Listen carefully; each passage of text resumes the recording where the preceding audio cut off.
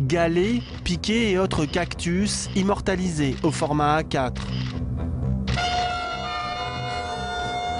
Les modèles ne manquent pas. Ils seraient même de plus en plus nombreux au bas de nos immeubles. Une prolifération de décorations urbaines? Non. Des structures anti-sans-abri répertoriées et archivées méthodiquement par 2 plasticiens parisiens.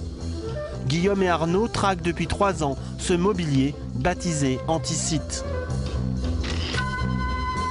Donc là on est au Halles et je vais vous montrer donc un objet assez caractéristique, donc un dispositif anti-SDF qui vient d'apparaître il y a quelques mois je pense dans le quartier.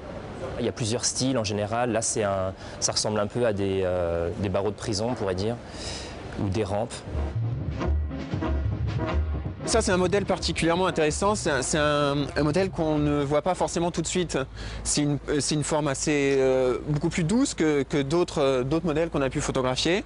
Donc c'est un simple pan incliné qui pourrait se douter que c'est un objet répulsif. Nous, ce qu'on trouve intéressant, c'est l'ambiguïté qu'il peut y avoir entre des formes esthétiques et leur fonction réelle en fait dans la société. Donc là, par exemple, on voit qu'ils ont repris un peu la forme de la rampe. Donc il y a des jeux comme ça formels qui sont mis en place et qui servent en fait à masquer la fonction réelle de l'objet. Une démarche artistique créée par la juxtaposition de centaines de clichés. Une démarche artistique révélatrice d'une évidence, celle d'une société qui voudrait rendre invisible la misère dans nos villes. Mais comme vous pouvez le constater, ce n'est pas encore tout à fait gagné.